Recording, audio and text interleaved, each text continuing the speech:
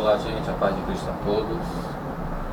Vamos aqui a mais um vídeo, se assim Deus quiser nos ajudar. Falar acerca de um assunto que muita gente acaba praticando sem perceber, né? Infelizmente, como diz lá no capítulo 4 do livro do profeta Oséias, por falta de conhecimento, o povo estava sendo destruído.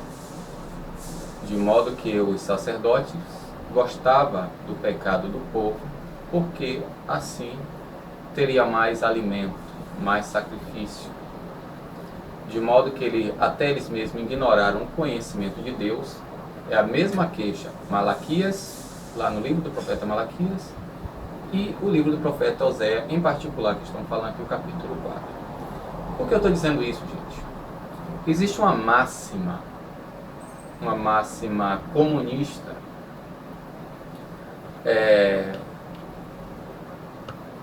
cuja fonte é Zedinsky. Zedinsky, eu vou deixar com certeza eu devo deixar o link aí embaixo para vocês darem uma olhada. Edmundovich Zedinsky, criador da primeira polícia secreta soviética, a tcheca. Quando Lenin perguntou, ainda em 1918, né? Lenin perguntou a Zedinsky qual a estratégia que deveria ser adotada para influenciar o resto do mundo. Aí Zedinsky responde para Lenin: diga sempre o que eles querem ouvir, minta sempre e cada vez mais. De tanto repetir as mentiras, elas acabam sendo tomadas como verdade. Aí vem Joseph Goebbels, ministro da propaganda de Hitler, e adota esta máxima. E o que aconteceu com a Alemanha? Porque, entre aspas, eu estou botando essa ideia política, porque a palavra política vem de políticos, que quer dizer cidadão, que vem de polis, cidade. E de polis vem o termo polites, que é da cidade ou cidadão. Política, cidadania. Se você mora em uma cidade, você é um cidadão. Por que eu estou dizendo isso, gente?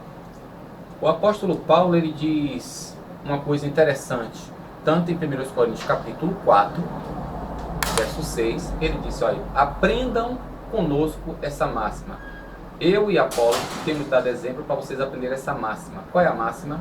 Não ir além do que está escrito e nem tomar partido de um contra o outro. A palavra partido, no grego, é hairesis, que nós chamamos de heresia ou seita, que é a mesma coisa.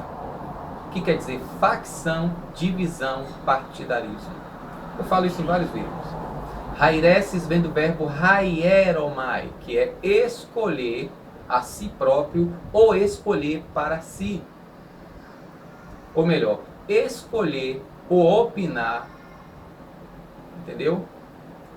A si próprio ou escolher ou opinar para si, visando o prospecto da vantagem ou do lucro, não visando a verdade. É um produto de erifeia, lá em Tiago, capítulo 3, se eu não me engano, versículo 17, que é ambição egoísta. Paulo descreve lá nas obras das carnes, em Atos, capítulo 5, a partir do versículo 16. Andar em espírito, Eu devo também deixar, mais uma vez, aí, você que ainda não conhece meu canal, eu falando acerca das obras da carne, eu descrevendo, traduzindo e dando a ideia etimológica de cada palavra. Então, gente, isso que nós chamamos de hoje de igreja são seitas, partidos, facções, porque é produto de uma opinião particular. Porque quando não é opinião particular, está lá, gente, Tiago, capítulo 3, do versículo 13 ao 18, leiam. O problema é que Bíblia é só um apetrecho para irmos à denominação que nós erradamente chamamos de igreja. Então, o que é que a pessoa começa a pregar? Aquilo que as pessoas gostam de ouvir, querem ouvir, e as pessoas absorvem como verdade porque é aquilo que elas querem. Logo, que está visando o quê? O seu benefício próprio. O que lhe é particular. Interessante que o Evangelho do Senhor Jesus Cristo, a boa nova do reino, né, que é a palavra euangelio, eu, bom, bem, angelio, notícia, informação. O Evangelho do Senhor Jesus Cristo é servir aos outros. Não é buscar o seu, é buscar o reino de Deus e a sua justiça. Em nome de Jesus, gente, leiam a palavra. Vou dizer aqui só para vocês terem ideia, quatro mensagens que pregam por aí. A quarta, na verdade, é mais chavão de quem pensa que conhece a Bíblia e não conhece. Geralmente são pessoas não crentes, mas infelizmente tem alguns crentes que pregam isso, ou que se dizem ser crente. A primeira, Apocalipse capítulo 3, versículo 20. Deus está falando com você, ó pecador, como se todo mundo não fosse pecador. Eis que eu estou à porta e bato. Quem ouvir a minha voz, eu entrarei na sua casa, cearei com ele, ele comigo. Gente, Apocalipse 3:20, essa passagem, o contexto. O Senhor Jesus mandou a quem? Ao anjo da igreja que está em Laodiceia. O que quer dizer Laodiceia? No grego, Laodiceia. Lau vem de Laos, quer dizer povo. Gente, Dikeia vem de Dike, quer dizer justiça. Literalmente, Laodiceia quer dizer justiça do povo. Ou seja, é o povo quem determina. Não é assim na atualidade, essas denominações? Justiça, Laodiceia quer dizer justiça do povo. É o povo quem determina, é o povo quem julga, é o povo quem diz, é o povo quem faz. E pior, ainda em nome de Deus. Jesus disse que ele estava o quê? Do lado de fora de quê? Do mundo. A igreja, ao anjo da igreja que está em Laodiceia, ao anjo, quer dizer, aquele que dirigia ali, o povo, não a denominação, porque em Laodiceia não existia templos cristãos, como nós falamos hoje. Era a comunidade que aderiu ao Evangelho de Jesus Cristo e que intencionalmente, a priori, iriam seguir as pisadas de Jesus, mas acabaram adotando a sua própria justiça. Romanos capítulo 10. Cometeram o mesmo erro dos judeus. Mateus capítulo 15. É só ler Romanos capítulo 10 e Mateus capítulo 15. E diziam que estavam cultuando ao Senhor Jesus Cristo e ao seu Pai, o Deus vivo. Mas o que foi que Jesus disse estava do lado de fora. Então Apocalipse 3, versículo 20, está falando não de pessoas que não seguiam, que diziam que estavam seguindo a Cristo, não. Eram pessoas que diziam que estavam seguindo a Cristo, que nós chamaríamos hoje de evangélica. Aí, não, é o pecador, nada disso, gente. Leia. O problema é que a gente, uma mentira pregada 1000 vezes, termina sendo verdade. A segunda, Atos capítulo 2, que aqui é o texto áureo do pentecostalismo, que eu faço parte. Porque, irmãos, veio com um vento impetuoso, né, com o ruído de um vento impetuoso que encheu toda a casa e todo mundo foi o cheio. E começa. Vamos ler Atos dos Apóstolos? O que é que está escrito? Atos dos Apóstolos, capítulo 2. Depois você leia. Não acredite em nada que eu estou dizendo. Não acredite. 1 Tessalonicenses, capítulo 5, versículo 20 e 21. Não rejeitei as profecias. Examinai. Ponde a prova. No grego, literalmente, quer dizer, provem tudo e retenham o bem. É o processo do ourives quando você leva uma peça para vender ourives. Tendo-se completado, Atos capítulo 2, tendo-se completado os dias de Pentecostes, quer dizer, a 50ª, estavam todos reunidos no mesmo lugar. Está lá em Êxodo capítulo 23, versículo 14, para você entender o que é o Pentecostes. Êxodo capítulo 23, versículo 14. Tendo completado o dia de Pentecostes, estavam todos reunidos no mesmo lugar. De repente veio do céu um ruído como, olha o advérbio de comparação, um ruído como de um agitar-se de um vendaval impetuoso que encheu toda a casa onde se encontravam. Apareceram-lhe então línguas como de fogo, que se repartiam e que pousavam sobre cada um deles. E todos ficaram repletos do Espírito Santo e começaram ao que? Falar em outras línguas, conforme o Espírito lhe concediam que exprimissem. Conforme o Espírito lhes concedia se exprimirem. Preste atenção, que a pessoa pega aqui até o versículo 4 e a pessoa começa a gritar e todo mundo começa a ser movido. Se você for estudar, isso chama assim um tipo de tava mudo. Então, a pessoa pega a mensagem até o versículo 4 de Atos capítulo 2 e começa a fazer aquela agitação e o povo é levado pela essa pressão, chamada também de lavagem cerebral, e começam ali, porque gostam disso, as pessoas gostam de movimento, gostam de gritaria. Se for ensino, aquela instrução para que você compreenda o texto, a pessoa acha um fardo. Mas quando é agitação, todo mundo gosta. Então, achava-se, a intenção do Pentecoste, achava-se então em Jerusalém judeus piedosos, esses judeus vindos de todas as nações que há debaixo do céu. Com o ruído que se produziu, a multidão acorreu e ficou perplexa, pois cada qual ouvia falar em seu próprio idioma. Vou botar ali o versículo 5. Achavam-se então em Jerusalém judeus piedosos vindos de todas as nações que há debaixo do céu. Com o ruído que se produziu, a multidão acorreu e ficou perplexa. Por quê? Porque estava falando línguas estranhas, porque o povo estava gritando, porque estava acontecendo um reboliço. Por quê? Pois cada um ouvia falar em seu próprio idioma. Estupefatos e surpresos diziam: não são todos galileus? Estude como era que os galileus falavam, o dialeto corrompido que eles tinham, mas aqui estavam falando, claro, nos idiomas que eles nunca tinham ouvido falar, ou que eles nunca tinham ido lá para poder aprender.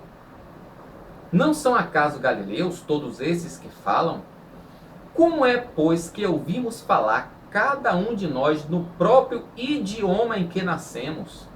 Partos, medos, elamitas, habitantes da Mesopotâmia, da Judéia e da Capadócia, do Ponto, da Ásia, da Frígia, da Porfídia, do Egito e das regiões da Líbia, próximo de Cirene, romanos que residem, tanto judeus, prosélitos, cretenses, árabes, nós ouvimos anunciar nossas próprias línguas as maravilhas de Deus. Então, a confusão que ocorreu ali, gente, não foi porque ninguém estava entendendo nada, não. Nem porque estava tendo zoada, nem porque... Não, era porque todos compreenderam as coisas que estavam sendo ditas por meio da ação do Espírito Santo, que era falado pelos apóstolos e os que estavam ali reunidos. A confusão não é porque não estavam entendendo nada, não, é só os crentes ali fazendo movimento pentecostal, não. A confusão porque eles estavam boquiabertos, porque todos ouviam falar no idioma, pense bem, idioma do espanhol, cada um ouvindo com sotaque do lugar que ele nasceu. Então você vê, olha o que pregam aí acerca do Pentecostes, e olha o que a Bíblia fala acerca do Pentecostes. Aí eu pergunto, o que é Pentecostes? Tá lá, Êxodo capítulo 23, versículo 14. O terceiro ponto, gente, é o pecado de Ezequias, que eu já fiz 2 vídeos sobre isso. O pecado de Ezequias, tanto lá em 2 Reis, acho que é 2 Reis, depois você vai pesquisar. Eu vou usar aqui o texto de Isaías capítulo 38, que é muito usado nas mensagens, né? Que o pecado de Isaías, porque Deus mandou Isaías, ou de Ezequias, porque Deus mandou falar com Ezequias, vamos lá. Isaías capítulo 38. Por aquele tempo, adoeceu Ezequias de uma enfermidade mortal. O profeta Isaías, filho de Amós, veio procurá-lo e lhe disse: assim diz o Senhor Jeová, dá as tuas últimas ordens à tua casa, porque hás de morrer, não te recuperarás. Amém, irmão? Amém. Aí a pessoa agora começa aqui a desenvolver a sua opinião, a sua ideia, os seus argumentos, a sua heresia, que a palavra quer dizer isso. Irmão, Ezequias estava precisando de um conserto, era um homem que serviu a Deus, mas chegou numa situação que ele estava assim, etc, e coisa e tal, blá blá blá. E aí Deus agora manda um conserto para Ezequias. E aí o povo começa. Vamos ler o versículo 2 em diante, o que é que diz? Ezequias voltou-se para a parede e orou ao Senhor e disse: ah, Senhor Jeová, lembra de que tenho andado na tua presença com fidelidade de coração inteiro e fiz o que é agradável aos teus olhos. E Ezequias verteu abundantes lágrimas. Então veio a palavra do Senhor a Isaías. Vai dizer Ezequias: assim diz o Senhor Jeová, o Deus de teu pai Davi, ouvi a tua oração e vi as tuas lágrimas, e acrescentareis 15 anos à tua vida, e eu te livrarei, tu e esta cidade, das mãos do rei da Síria, e protegerei esta cidade. Gente, é só ler o versículo 2 e 3, que não tem nada a ver. O pecado de Ezequias, o desconcerto de Ezequias. Aí o povo começa, aí o outro vem, ouve essa mensagem. Essa mensagem, irmão, que eu vou pregar no próximo ciclo de oração. No próximo culto, assim, assim, assim. É só ler o contexto, gente. A Bíblia não resume-se em versículos e nem em frases, tampouco em palavra. Ela tem um contexto, não só textual, como panorâmico e histórico. O quarto, não menos importante, que geralmente não é crente, mas tem infelizmente alguns crentes que pregam isso, que é o faça por ti que eu te ajudarei. Deus disse, irmão, faça por ti que eu te ajudarei. Eu acredito, veja bem, o irmão Carlos acredita, que algumas pessoas devem ter ouvido alguém falar desse primeiro capítulo do livro de Josué, mas preste atenção o que Deus falou. Sexto livro da Bíblia, Josué, capítulo 1. Depois da morte de Moisés, servo do Senhor, o Senhor falou a Josué, filho de Num, o auxiliar de Moisés, e lhe disse: Moisés, meu servo, morreu. Agora, levanta-te, atravessa este Jordão, tu e todo este povo, para a terra que eu dou a quem? A Josué e a família dele? Né, que a mensagem de hoje é você e a sua família. Levanta-te, atravessa este Jordão, tu e todo este povo, para a terra que eu dou aos israelitas. Não é para ti, para a tua família, Josué. É para os israelitas. E Josué, como um bom israelita, judeu, também estava incluído. Entendeu? Então não é faça por ti. Vamos lá. Todo lugar que a planta dos vossos pés, não era só o pé de Josué, porque a mensagem evangélica é só você e sua família.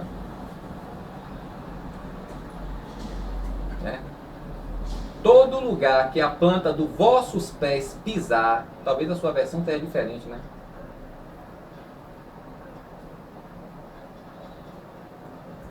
Eu vou-lo dou, como disse a Moisés, desde o deserto e o Líbano até o grande rio, o Eufrates, toda a terra dos heteus, e até o grande mar, no poente do sol será vosso território. Ninguém te poderá resistir durante toda a tua vida, no caso aqui diretamente a Josué. Assim como estive com Moisés, e Moisés estava ali para tirar o povo, porque a família de Moisés estava com Jetro, gente. Moisés deixou a família dele com o sogro, é só você ver, se não me engano, Êxodo capítulo 19, eu acho que é Êxodo, eu não lembro agora não, onde que Jeuel foi lá se encontrar com Moisés, eu não lembro agora não. Então, ninguém te poderá resistir, como eu fui com Moisés. Moisés deixou a família dele para ir livrar o povo do Egito, deixou o conforto dele, a vida boa dele lá, para ir tomar.